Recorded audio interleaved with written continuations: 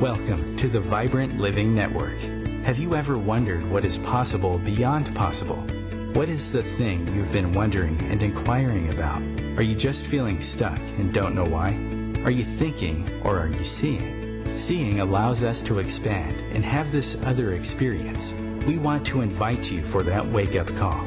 We want to invite your spirit, your soul, so to be more alive, more connected. Glenn Brooks has been a life coach for over 33 years, author of Divorced to Patterns, Not Each Other, an explorer of what is possible. He has worked with people all around the world. Join us for a wake-up conversation, a dialogue with you. We will have some of the most interesting contributors. We will be talking to some of the most interesting people and have some of the most resourceful teachers, wisdom-filled people from around the world join us. Share your voice, ask the questions, become free of the known into a new world of possibility. We are going to talk about all the things you wonder about: how to live, how to heal, how to connect, how to love, how to be seen. Your life is precious. Enjoy it.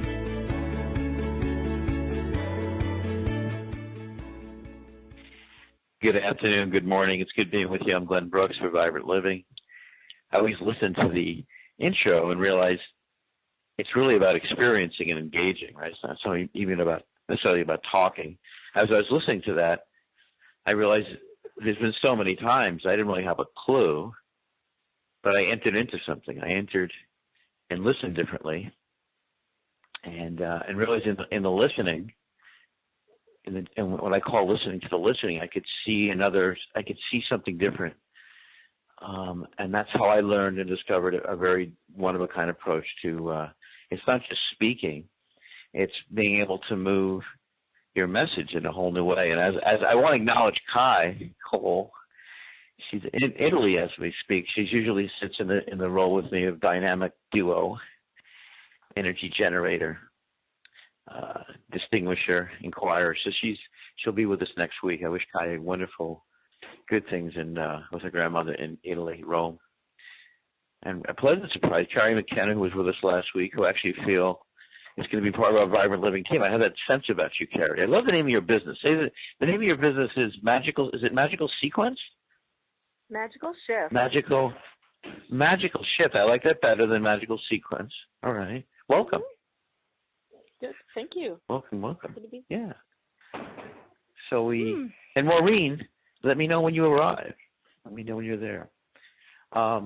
We're going to, boy, this is such a wonderful opportunity, Carrie, because I was thinking about, we talked last week, we had a conversation. You know, there's this great question during Passover they ask, you know, I'm not that religious per se, but there's a question during the Passover holiday, which is, what makes this night different than all other nights?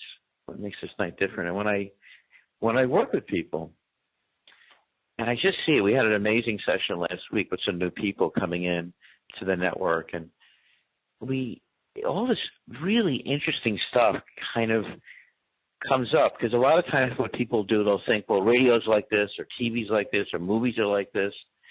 And really what it's like is our body is this instrument.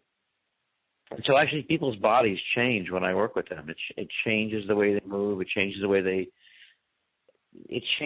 they kind of, move, but then listen, and their receptivity changes. So we do a lot of, I guess, exercises around that. And I felt talking to you last week, we spoke a little bit about vibrant writing, the ability to move your message to the next level, how to write in a way. And I thought today would be a fun thing, just have an open conversation, but we got our next Vibrant Living Summit, which I wanted to talk about, coming to Rhode Island in partnership with Natural Awakenings. Maureen Kari is wonderful. We started out 4 weeks ago, and I said to Maureen, I said, let's begin an infinite collaboration. So what is an infinite collaboration? Well, an infinite collaboration is beyond bartering, it's beyond exchanging, and it's beyond trading. It's where you both see the end result and you come together for another level of prosperity together. So when I hear people are looking for something and they want to find a job, many years ago, one of my teachers said to me, he says, the only way to experience having this thing called a job is to live from having it. And so because I couldn't get a job, I had no interest in getting a job actually very early on, because the only experience I ever had with jobs was, temporary jobs. With temporary jobs. And the last temporary job I ever had in my life, Carrie, and I got very close with the woman who would give me these jobs. So she called me up and said, Glenn, so I was 19 back then, right? So she said, well, I have this job where you're going to put styrofoam squares in cinder blocks. And at the time, I already was coaching people. I already was working with people. I could already see that their bodies would change, their breath would change. We had certain conversations. And then when they saw me again, I was on my paper route. It was another source of income. So I went to go do that job, and I called Ann, who gave me the job, and she said, Glenn, she goes, you're supposed to do this. So she really nudged me. And next thing I knew, I was giving a talk. I was giving a talk in upstate New York at a place called Fanny Shaper's Vegetarian Forum. And I was talking to these people, 80, 90, and over 100, about what I was learning from this guy, Dr. Norman Walker, who wrote a book called Become Younger. Kind of a funny thing. I was talking to them about longevity, and they were much younger, and they were pretty amazing. So kind of what happened was I realized at a certain point I wanted to actually assist people to create their own careers and then go beyond the whole notion of career. Like, how do we actually circling back to the collaboration, infinite collaboration. I started to see that I learned some things that weren't accurate around money, around life, around the body. And so I realized at some point, that vibrant living, I was interested in becoming more vibrant. I was interested in living what Mark Twain said, that true success was turning your vocation into your vacation. And I wanted to be a very specific instrument. This is my first wave. I wanted to be a very specific instrument of being able to communicate this to people. And a lot of times they would come to me, all kinds of interesting people who had inquired and wondered and sometimes suffered. And I began to do sessions. So even before there was coaching, Carrie, I was actually doing sessions with people. So my first wave, I was a life enrichment consultant. And that was my first wave. And then I went to spend time with the psychiatrist, Bob Shaw, who studied people around the world who produced unusual results.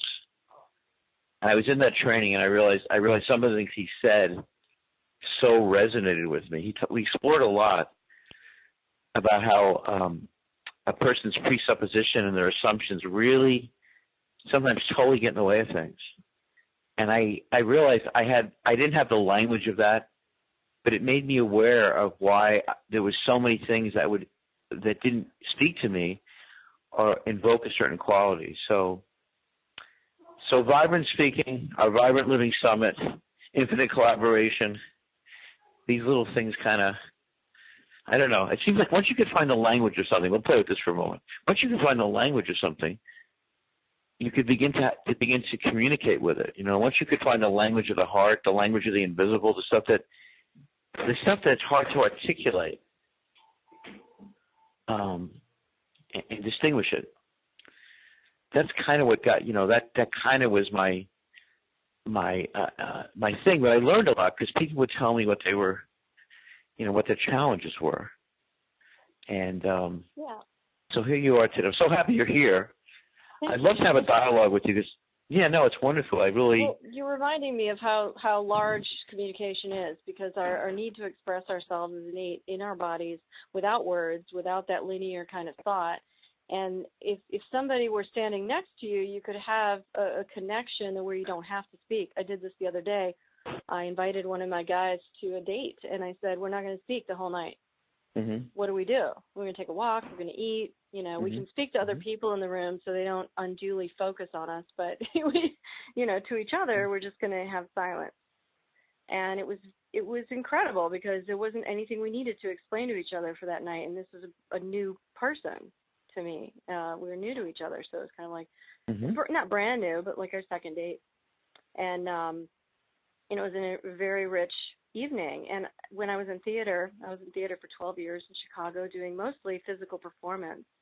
So sometimes I'd have a scripted thing, but sometimes it was improv or it was performance art. It was collaborative dance, it was whatever it was. And I loved that kind of physical theater because you're communicating on all the levels and you're embodying the meanings. And so without words, you can have meaning. And then when you're trying to communicate something to another person directly, you're trying to funnel it almost into a chord, and that chord is language. And it could be written language and it could be spoken language, but I find that it's a narrowing of the meaning, which can be very, very useful to make power out of it, like concentrating it and coming up with a word. So the word can invoke so much meaning. The meaning is there first. And then the word starts to form it into something concentrated. And then when it reaches the other person, let's hope it got through, because there's a lot of choice around that. There's choice whether, like you mentioned, choice whether to hear it. There's choice when you're making the language and you're creating something to say. There's choice of whether to leave the listener some room to hear it or room to interpret the way they need to. And I'm finding that to be a real fascinating hill that I'm exploring the sides of right now. That when you talk with another person, their style and their take on the world, their negativity, positivity, perspective on who you are, etc., all those things go into, I need to give them room to interpret that. Because even though I've done my best to concentrate my language, the other person needs this rights and freedom to interpret it. And it can go from there. Then they get to mull over what their meanings are and come back. But that's dialogue. And I think that there's this sort of catch-22 when it comes to what you want back. I think that's where we get into trouble, is that we want something particular back. Like you were saying, expectation or, needs and desires can really narrow the field of what your meaning was to begin with. It can really muddy the meaning. It's funny. Before Kai left, I said one of the things I wanted to explore today was how to ask for the moon and get it. How to ask for the moon and get it. Because people ask me about asking and what that is, and so a lot of times when people come to see me or are meeting new people, right? So first thing is, or one of the things is to really see where I sometimes call them thought viruses, or maybe assumptions or conclusions are, so that there's another level of engagement and listening. And I like what you were saying. I mean, I do a lot of exercises, right, with people that are nonverbal and very physical. As an example, I have people get up and give talks just with their body. As an example, I have part of the room just listen. And we play a lot with this 80% realm, that nonverbal. We sometimes play with sensing. I mean, and so it's an example of, I put the conference together in Rhode Island. I'm inviting speakers, and I also help speakers, or we could call them embodiers or catalysts, different ways. I always look at the image of being in school and like feeling a pulse in my heart to say something, but then getting used to the rules of the classroom. It was kind of like, well, you got to raise your hand. Wait your turn. Right. Oh, by the way, this is how I develop. I develop things before I go to bed at night, and I give this to my students. I actually learn what I do through specific body movements. So I listen to certain movements, and then when I'm working with a group, I ask them to pay attention. If we're working for a few days, I have them pay attention to the movements as well. So, like when we developed vibrant matchmaking, it was really, I was playing with the idea of the end of dating and the beginning of a relationship. Where relating begins, kind of how dating gets in the way. Sometimes the challenge is we're in something that doesn't allow us to go deeper. Right? We're kind of on the surface. So the idea of the Vibrant Living Summit in Rhode Island is, so we're going to have speakers, and also people who want to be this type of speaker, this vibrant speaker, and have people like you, Carrie, give talks and ask the audience to engage. We have so many interesting topics. So we actually have vibrant medicine, vibrant movement, vibrant dogs. A lot of people want to do stuff on dogs. I've done some amazing shows on dogs. And beyond your shows, like, I don't do an interview format. I do series on things that go depth, and a lot of times people come together, and either in person or over a phone, Zoom or something. So we got vibrant magic, vibrant medicine, vibrant movement. Oh yeah, integrity and raw food. We have some chefs there. We're going to start a vibrant movie festival, so we're going to show a film. I'm working on my film now, which is called The Announcement. And in that film, by the way, so I said before about the body movement. In that film, at night I clear. So what I do is I kind of clear my mind at different ways of using imagery. And then my body started in the film, I saw myself dancing. So the opening scene, I'm going to be dancing. So I'll be having people on the radio, a professional dancer, so they'll be part of our team, which I certainly want to get Rolf by you. So, and we'll tell the audience, and realize a lot of people have no idea what Rolf. Rolfing is the most confusing name of a business I've ever heard, actually. People go, what's that? He doesn't. It's funny about Ida Rolf. What's funny is people say two things when I say Rolfing.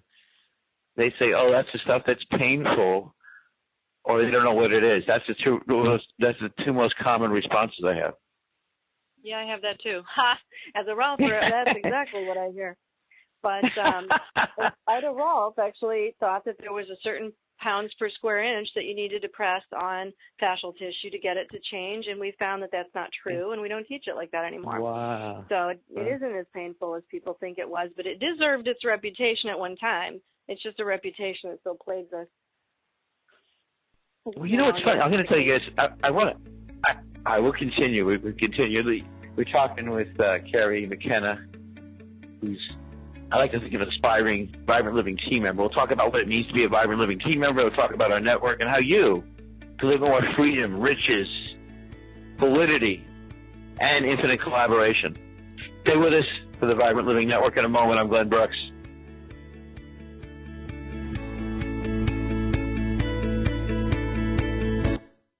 The Real Conscious Connection. OMTimes Radio. IOM FM. Host your show on IOM FM, the radio network of OMTimes Media, one of the more recognized brand names in the conscious community, and is backed by the extensive marketing reach of OMTimes. Hosting a show on IOM FM immediately connects you with our extensive dedicated community. Hello, I'm Sandy Sedgbeer, host of OMTimes Magazine's flagship radio show, What is Going On? My passion is sifting through information, research, and innovations from new thought teachers, speakers, and researchers pushing back the boundaries of what we know about life, energy, metaphysics, and the universe.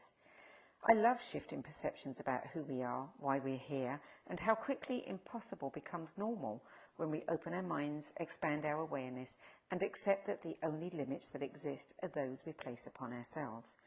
So if you're the kind of forward-thinking, eager investigator of what lies beyond the current reality that most perceive, why not make a date to come play with me in the field of possibilities at 4 p.m. Pacific Time, 7 p.m. Eastern Time every Thursday, and together we can discover what's really going on. In the wake of a disaster, what one thing can you send that will help people the most? A blanket, a tent, a sandbag, a doctor. Actually, if you send a monetary donation, you send all these things. Even a small donation can make a big impact and can quickly become exactly what people affected by disaster need most. In the wake of a hurricane, your monetary donation can make a huge difference to those in need. To donate, visit supporthurricanerelief.org. That's supporthurricanerelief.org. Brought to you by the Ad Council.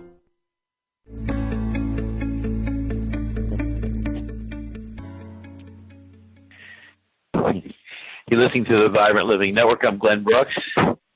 True success, according to Mark Twain, is how to turn your vocation into your vacation. True success, in my mind, is also how we do this relationally. You know, the biggest myth is that we can do things on our own. We really actually need relationship. We need a team around us. We need people that see us, recognize us, and invoke us. So what you're saying, Carrie McKenna is with us, who, among other things, is a rolfer, a writer, an actress, would you call yourself a rebel? What did you just say? I missed that one. Crystal grid healer. What was the last one? Healer. Well, metaphoric. Yeah, that's such an interesting thing.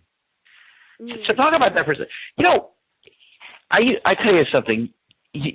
What you were talking about today. Imagine being in a room of people where people who really have this innocence of allowing in this new message. I've been in rooms where people have discovered. We had this woman come once. She wanted to write these books on feng shui, and everybody in the group said to her, you know, you should put books on tape for children. She had a wonderful voice. So we did these groups about tripling our income together. So there's something that happens.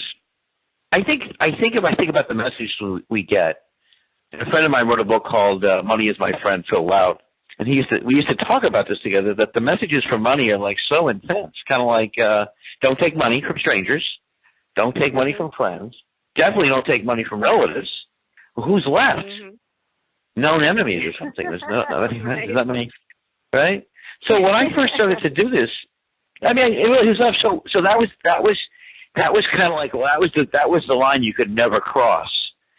You could never really cross and ask for money because it meant all these things. You know, I mean, you were a bad person. You couldn't do it on your own.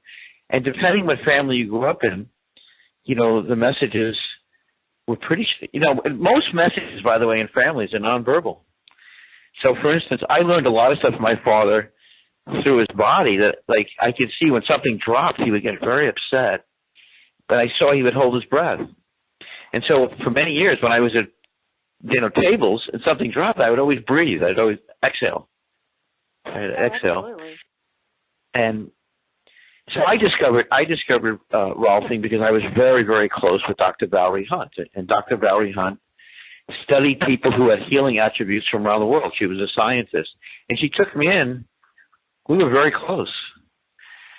And one of the things I learned from her is don't put any of these people on a pedestal. I used to call her and say, I would talk to her like she was a very wise aunt, which she was. When she was 89, she had open heart surgery. And she said to me, Glenn, I was waiting for these surgeons. They were too slow. She goes, I had to sit up and tell them, guys, I got stuff to do. Let's get going here. It's during her open heart surgery. Right? So she was a very powerful. The last thing she left me with, Carrie, and we're going to have people at the Vibrant Living Summit not just talking about stuff, but really want to invite you to experience and interact with people so that it's really an experience of connection and community. And we're opening up Rhode Island. When I say opening up, we're going to have hosts in Rhode Island. We're going to have groups in Rhode Island. I'm going to bring my Vibrant Matchmaking with Maureen, our Vibrant Matchmaking, which is beyond dating to really relating. No more dating. Forget about dating. No more dating. So the last thing that Valerie said to me was that there was a medical doctor, and he saw his son get shot in front of him. And what she said to me about that is that shock never left his body. And he developed this type of work where you release the shock. So when people get sick, the idea was that they got shocked. So when I first started getting interested in the body, I realized, and I love that your work is about grounding. I had a conversation 4 days ago with a friend of mine, and she says, Glenn, she goes, I've never heard you so deeply grounded. And I stopped, and I was like, I noticed that when I was in my ground, it was so different. And almost like when people come in a room together and they drop in together, it becomes this different thing. Because I think a lot of us get freaked out a little bit. We get used to leaving, right? Used to leaving. So the whole thing about being shocked. I was just talking about, I was writing about this in my memoir, which I'm almost finished with. Basically that every time there's a pretty major trauma, that I can pop out of my body and just float above my head. I think we all do this. Yeah. And for how many years, just being trained as a rolfer was, I'm an empath too, so all the energy in the room was being granted to me, and I was riding the wave of everybody's energy, and of course that just blew me out.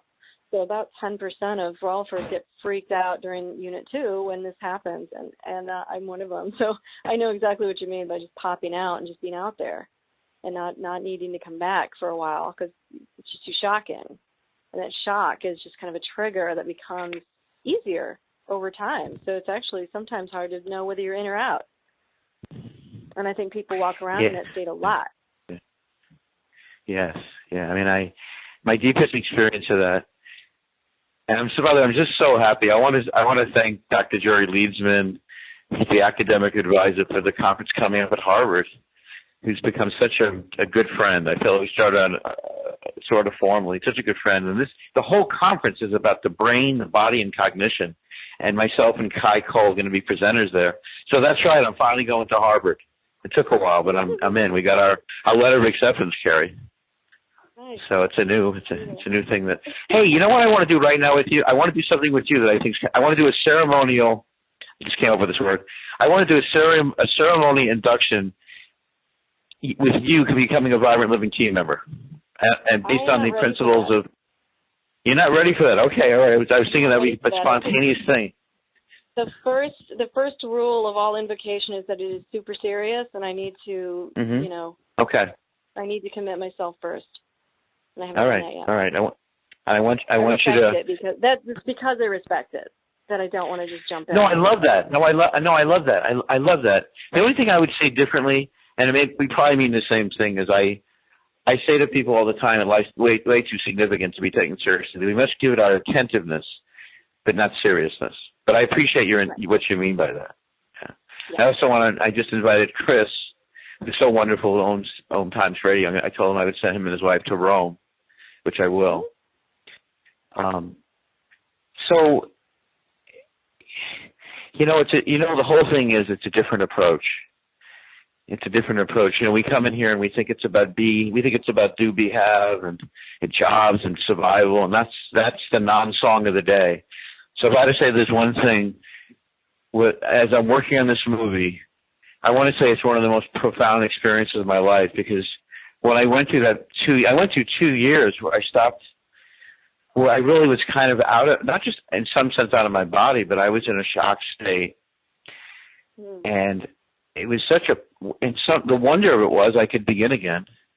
And the wonder of it was is I had some insight about relational transformation that just opened me and has deepened me in a really profound way. And I respect. I love what you just said, because it's interesting you just said what you said, because I actually just started a letter for people who want to be a Vibrant Living team member that really states their commitment, their vision. And so I respect what you just said. What are you curious about? Because we're going to be bringing the summit. What are you curious about the Vibrant Living Summit coming to Rhode Island with Natural Awakenings? And I'm going to have speakers come from around the country. And most people that I'll be working with on cultivating their deep talks, their message-given, body-centered talks. What are you curious about? I know you have good inquiries. Yeah. Well, the first thing you said to me over the phone when you first called me was, you seem like somebody who can bring the energy into the body. You got that from my spiel. And it was like, I do. I earth things, I ground things, and I bring people down to the question at hand a lot. I mean, it takes a lot of energy for me to do that, because depending on how far out somebody is. But I like to ground things in the body. And so that was the interesting thing about getting together is firstly just getting together not on media, because media is so disorienting and ungrounding to me personally. So when I can hear about anybody actually getting together in person, I'm on it. But my curiosities are many, and I don't have a very specific idea of what is intended there. So I've got the concepts, but everything I have to ask is a very grounded question. When? When? Let me. It looks like September. It looks like September. We're meeting right now the last time I did this. Let me give you a model for how I've done this, and I've done this with clients, and I've had people come to see me for around. So the first thing is that when I agreed with Maureen that it was coming to Rhode Island, that was the beginning. The beginning of the miraculous happens via agreement. So we agreed we're going to do this together. We agreed on the collaboration. And what I have found that everything else begins to fall in place. So then the other question was, well, who could coordinate the location? So it's really, boy, there's so much wonder to this. So we agree upon dates. The last location I used was a historical theater, beautiful, beautiful theater. And I started to talk to people around the country. There's an example, Elaine Gibson, who was, let me see, she was in her 60s when her doctor told her she had to say goodbye to her grandchildren. That was probably 9 years ago. And she was going to give a talk called Who Says So? Or I think I had a different. So I met these speakers. We had dates. And I decided what I would do is I would feature the speakers over a period of 10 weeks on calls. So I want to give you a little feel for, there's dates. It's a 3-day thing. It's a 3-day event, and the idea is there's talks. Each person is a vibrant speaker, meaning that I've worked with them. I've helped them dig deeper, even if they've been professional speakers or they've been authors. I've kind of helped them bring something very specific to this. We have Vibrant Speakers International. Mm-hmm. So we have dates, we have a location. I do this very aware of the power of the in-between space, the hallways. You're taking a corner around the building and you talk to someone. I realize these are very magical, powerful moments. I tell people that it just takes 3 people.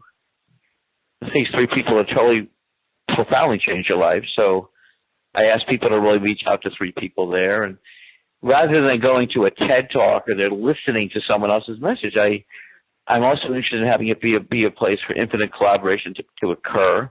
I don't see it as a one-time thing. And when I say open up, I have many markets that I work with people regularly in, all around the country, and I'd like to think that we're building something that's pretty extraordinary. So it's so let's see. So we also have experiential, like an experiential area where you could experience. Well, it's an example. If you were golfing there, and have an area where people could experience that. It's kind of like going to a place you could experience, take in, let go, have some fun, explore new movements. If you want, a lot of people come, they might want to write a book. Some people come just to renew. Some people come to explore.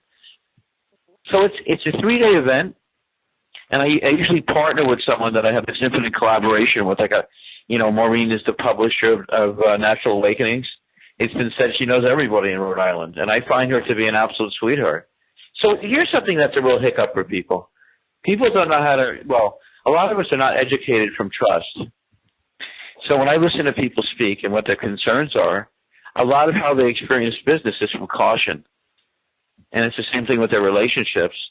And if you listen to most of the business and the dating conversation, it's a conversation of red flags, cautions, holding back. Exactly. And by the way, funny enough, that's the same.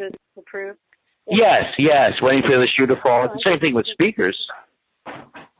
Yeah. So I put out a lot of that comes from. Yes. I have to always put in a little bit of a tweak to things and say, women in particular have a higher notion of protection than men, and unfortunately needs must for a long time in the world. So I think that some of that caution comes from that. Say more. I want to explore that with you for a moment. That's an interesting conversation. Well, it's something that I feel has happened to me. I can only speak for myself, but personally, that there are a lot of people who have a certain amount of safety in their lives tend to have a lot of verbiage around other people's non-trust. People who don't have to worry about being assaulted as much tend to put a little bit of an exaltation on trust that is a luxury that we can't afford as women most of the time.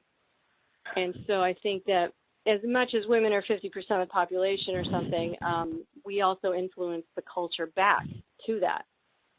I mean, it's an obvious, circular giving, receiving of this mistrust that, we have not earned our safety yet in the paradigm of the planet. And we're on that. We're on it. We're going to get there. But I think that that's just a factor in the sense that most people do come from a non-trusting place. I agree with you. I want to say, so I'm not just an experiential journalist. I live in a way where I experience what I talk about. So as an example, I had met this. She's a medical doctor, and she works with energy. It's pretty amazing. So when we first met each other, see, here's another thing I teach people: you don't need to know someone. Knowing gets in the way. Knowing gets in the way.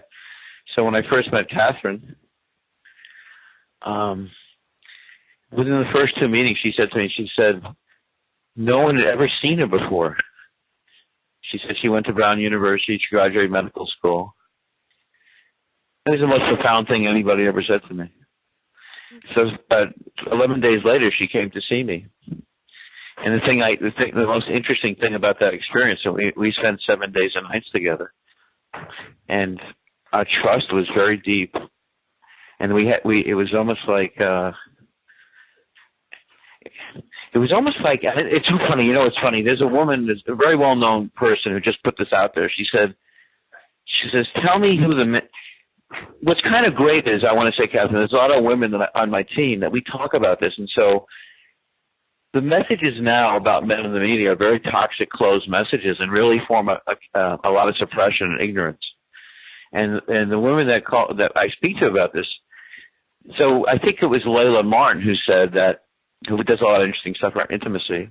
She said that, well, boy, I'm really curious if we could have a conversation about who these embodied, deeply sensual, aware men are. Because right now, what's being generated by a lot of women is a conversation of men either being deviants or they're forwarding a conversation of threat and disconnection. And there was an article from some women. Yeah, it's the stage we're in to have to call it out first, and then we can heal it and shift it. Well, it's interesting. I have a different perspective, and the different perspective is that in calling it out, we create more fear and separateness and not more seeing. Stay with us, Survivor Living. We're talking to Carrie McKenna. Your life's precious. Enjoy it.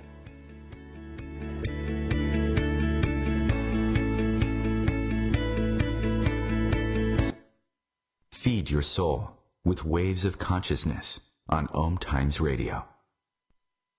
Ascending Hearts is no ordinary dating site, but a spiritual dating site with a purpose, to link you with your soulmate.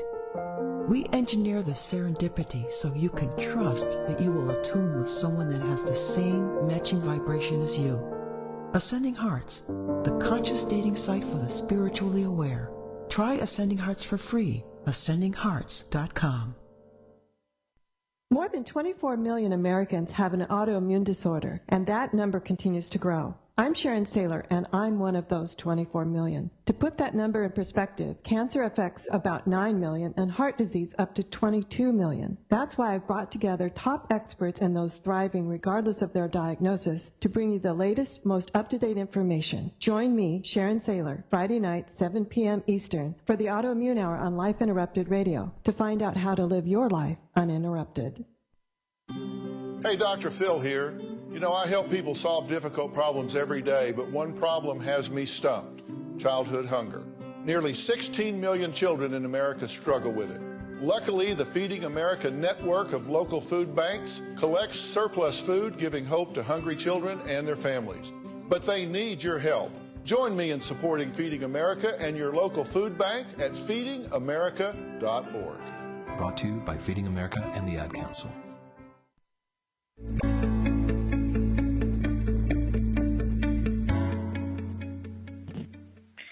Hello, I'm Glenn Brooks. Glad you're with us today on the Vibrant Living Network. Kai Cole is in Italy as we speak, and she's such a wonderful, dynamic duo partner for sure. Talking to Carrie McKenna, diving into a very powerful subject. I want to dive into this a little with you. We're bringing an event called the Vibrant Living Summit to Rhode Island. There'll be one in New York. And it really comes from vibrant living, or what I call vibrant speaking, which is really allowing your message to come from deep inside you and bring it to another level.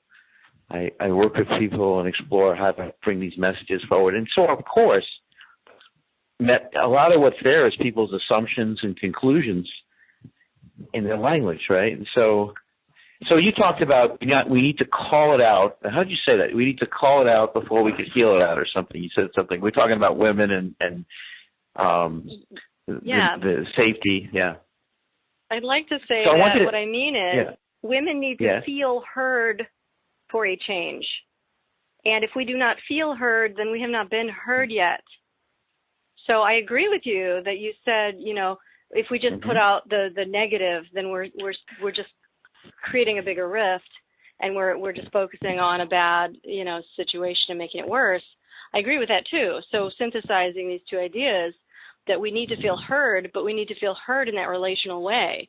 We need to feel heard in a way that does heal, versus, when people talk about, oh, look at all the coverage and the coverage is bad, or look at we're still looking outside of ourselves. What's really the point is we need to feel heard. We need to acknowledge the pain and heal it. So, I don't agree with just, many stories. I think journalism itself is all about that fear, and I don't agree with that. But talking about it, and definitely relationally talking about it in rooms with people for real, is more important. Yeah, I agree with you. Through the years, I've been around Patricia's son. She's one of my mentors. Actually, the most beautiful compliment she gave me recently was, I sent her the introduction to Divorce the Patterns on Each Other. And one of the things I say in Divorce the Patterns on Each Other is that people, they really rarely ever divorce each other. What they do is they make up a graven image about each other, a darkened image, and they project it on each other. Right? Well, what I mean is they begin to make up a story about the other person. Because in the beginning of a relationship, people grace each other. They give each other the benefit of the doubt. So, see, the media, what the media is about, what you don't like about the media is about the events, right? All the events that happen. See, and Layla Martin talked about this on her website a few weeks ago. She was saying the problem with all the Me Too and all this stuff, it just kind of makes, and what it does, it creates a graven image. It creates a conclusion and a false image of men, rather than an inquiry of who, what the masculine really is. So, like, the women around me, I mean, they're first of all, they're really brilliant. And one of the points they make to me regularly is that this conversation creates more unsafeness. It creates a distortion. So what happens is when you create a fearful conversation, it becomes very, disembodied, disconnected. And we have a new series coming on, actually, on inherent health. We get really into how our thoughts, we get so distracted.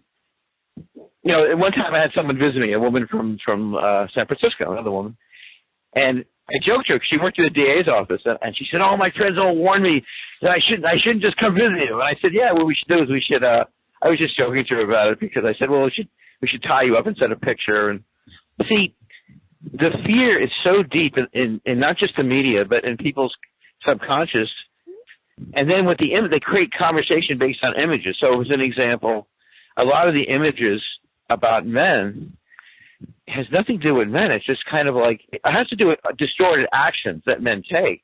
The one thing that Layla said, which I thought was so brilliant, we're going to have her on. I think she's going to end up being a regular contributor. She was just saying, well, if you ask a lot of women, they'll say, well, they have two images of a man. They have a docile father, the father type, and they have this deviant man. And she says, where's the image that we hold of this embodied, wondrous man who's sensuous and alive and he's sexual in a very positive way? And so my first response to it is, that's what we're exploring. We got a new show coming on called Vibrant Intimacy with Dr. Nicole Kane. And here's the thing. I lived this in my life. The first time I saw Nicole, I said, me and you, we're family. And I thought I was coming to you as a homeopath, and I realized I was coming to you as a family member. So part of it is we're addicted to a linear way of seeing things. Or we don't see things because we're addicted to thinking about things in a way that doesn't allow us to see. And that's part of the challenge of all this media, is it fills up our heads about notions rather than being in the direct experience. And that's part of when I talk about vibrant media, it's really about what is it that creates more freedom and bridges the gap. And that's a challenge that I think that the challenge is that so much of what, not just the media, but the conversations we're in are so conclusion and fear-based and violate Einstein's basic notion was that, is the universe a friendly place to be? So making men and having a conversation based on being deviants and concluding on that, it blocks another conversation. And again, I want to acknowledge these are my inside teachers are women. They, it's really interesting. There's a difference between being neutral about something and really, really, the women that I connect with, they really have this profound appreciation of the masculine energy and what that means in their lives. It's not a neutral thing. They really actually feel it. And then feeling it and being in touch with it, they summon it. This woman said to me recently, she said, I'm not just a tantric lover to my husband. She goes, when I make love to him, I appreciate all men and beloved them. So we have a lot of things out there that are what sets people up to getting harmed is ignorance and fear, because we're cautioned, we're not able to physically respond in a way that's truly powerful. And there's nothing to do with empowerment, which is another big myth. All right, I want to get your take, Carrie. I'm listening to the vocabulary that you're using sometimes. I'm hearing the energy of some words of ignorance and fear, and I hear some very hard energy. What do you hear? What do you notice?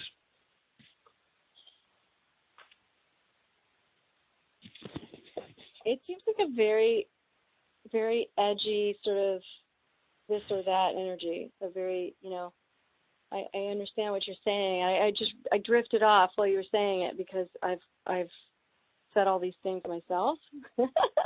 So I'm agreeing, where you're going. But I tuned into a completely different level, and I was like, but there's a sense of how you're talking about it right now that I was just picking up, and I was like, oh, you said you've got a good handle on what you feel about all this, and your words sound very, conclusive. It doesn't leave a lot of room for me to respond. How's that? Well, that's good. I mean, part of, in Tai Chi, you push hands to discover where you are. And so so in some sense, when I speak this to you, Carrie, I want to kind of discover it. And, in some sense, that's the whole purpose of dialogue. Is without your feedback, without your golden feedback, I could have a certain stance or a point of view, and I'd rather discover or make into a connection discovering with you. Right on. Yeah. It's kind of funny because the other day I asked a friend of mine, she's a very advanced Aikido, very advanced martial artist. And I said to her, Melissa, I go, there's a book I'm reading called How to Defend Yourself Without Even Trying. And I go, as an advanced Aikido master, what would you say? And she said, yeah, it comes down to humor. Yeah. So I called her back and I said, you know what? I said, over the last year and a half, you said 2 or 3 really brilliant things. One of them is it comes down to humor. And then Kai, I was talking to Kai about living our lives by vital rhythmic pulsation. And she goes, that's laughter. So I love when I'm speaking to you, Carrie, I have such respect for your language and listening and your sense of tonality. So I love that feedback. I love the feedback. It's not just what I'm saying. It's the tone. It's the quality of the resonance. There's a lot there. And so I could soften because I regularly, at Harvard University, me and Kai will co-present. And I love doing that because there's something I'll learn for your nervous system and your seeing. Mm-hmm. And also because that's how I guess I did a series on the relational brain. I'm really into the idea of the relational brain, the relational soul. Like, what is it that we come together, that we discover something different? And I think that's what's missing from personal transformation. Too personal. Whose personal transformation? Your general personal transformation? What's that? What's missing from what do you mean by missing from personal? What's missing from personal transformation? In general? What I mean is, in general, yeah, in general. I would say that what's happened is let's say for the sake of the conversation, the states, it seems what's missing from personal transformation is relational transformation. And what's missing is that we actually need each other. So let's take the entrepreneurial world, right? You know, you form partnerships. You could leap through. You could triple your income. And if you're in a room full of people that really catch your work, you could triple your income by the end of the weekend. And I just think there's a practical and there's a mystical end of understanding the power of relationalness. And some people make it so hard in business that, like, I think it's a total myth to be a solo entrepreneur. I don't buy into that at all. No, absolutely. Solo entrepreneurs are always supposed to be in a network of others. Or how can you run your business? Right. Yeah, absolutely. But it reminds me of what we were talking about with strictly communication. Like, entrepreneurs have all this meaning and these gifts they want to bring to other people, and they need the other people, but they have to focus their message into this very narrow channel that I've been fighting against, and that attracted me to what the vibrant speaking would do in these gatherings in person is being able to focus by using everything instead of focusing by using one thing, like the soundbite. You have to pick one thing to do. Well, I can't pick one thing to do because I'm a rolfer, I'm a sister, I'm a mother. I'm things without borders and lines, and so all that I'd like to be able to bring to the message. The message can be distilling the message from all of the meaning that we are into a soundbite to put on a poster is what angers me today. And being able to, I don't really call myself a solo entrepreneur, but as a person who is my business, my world is my business, I want to bring as much of my world into that as possible, and only that wholeness is going to help my people that want my help. Only my wholeness. Give out your website, by the way, Carrie. It's www.magicalshift.com, and that's where I have my rolfing and my healing and my speaking. So. And I want to thank Maureen Clary for being such a wonderful infinite collaboration partner. And it feels like what's happening in Rhode Island for this summit. And when I say summit, the idea is to go for the highest, go together to really amplify our relational riches, wealth, awareness, creativity, and come together and connect a lot of the community that may have not regularly connected. So a lot of brilliant people from the Rhode Island area. We're looking for an environment that's very beautiful, and I'm thinking September, and we're going to start featuring people from the Rhode Island area. I'm going to start going there, featuring inns. I'll be featuring restaurants. I'll be featuring places to go rejuvenate, renew, and I actually really like the experience that we can develop and design our own careers, and we can be paid for who we are, and that it's like when you walk in a room full of people that are in that wavelength. It really is so affirming, because it seems like so much of the world doesn't operate from that, right? It operates that you got to work hard to achieve something to finally, at some point you could rest, but maybe after a lot of hard work. Right. Earn it. Yeah, earn it, and you can get your ass kicked in the meantime. Right. So I'm honored to have this opportunity to have something to, because I'd like to partner with you and have you be one of our writers. And I have a vision for you to be a vibrant traveler where you could travel and talk about that. I have a good sense of you that way. So I am a traveler. You are a traveler. Yeah, I know that. I dig it. So what's today? Today's, I'm gonna have dates, and we're working with Andy Hort, by the way. Andy Hort is one of our inside partners at Green Earth Enterprise, the most green printer in the country. Andy will be speaking at our event, and he'll be producing all our beautiful posters and flyers. I want to thank Andy Hort at Green Earth Enterprise. I want to thank Ariel. I call him Bonberg. He's doing the Vibrant Living Connections website and our Vibrant Living. All that stuff. Ariel Bonberg and Miranda Green. So it's kind of a dojo on the most highest level. Reverence, respect, acknowledgement, and also this idea we could bring out this in each other. We could summon this from each other. There's an art to summoning. You like that idea? What? You like the idea that we could bring this out of each other? You kind of bring out this this splendor, this genius in each other. We could bring it out of each other. You know, there's a way to, yeah. All right, so I want to, I want to say I'm so happy that of all the people that are excited too about the matchmaking. I want to thank Maureen, because Maureen we did a show a couple of weeks ago, and she was so enthused about going beyond dating and really about, there's something beyond dating. There's something about chemistry. Chemistry is such lightweight stuff, guys. There's something so much deeper. And imagine if you could meet someone in that vibrancy and keep meeting and deepening. Okay? We like that idea? Carrie, you like the idea you could go beyond dating? You can relate deeper, and you can deepen your relationship into vibrancy? Yeah. Yeah, everybody does. Whether they admit it or I want to thank you, and I'm going to call you tomorrow in the morning, late morning. I appreciate you a lot, Carrie. Thank you. I appreciate And thank you, Maureen.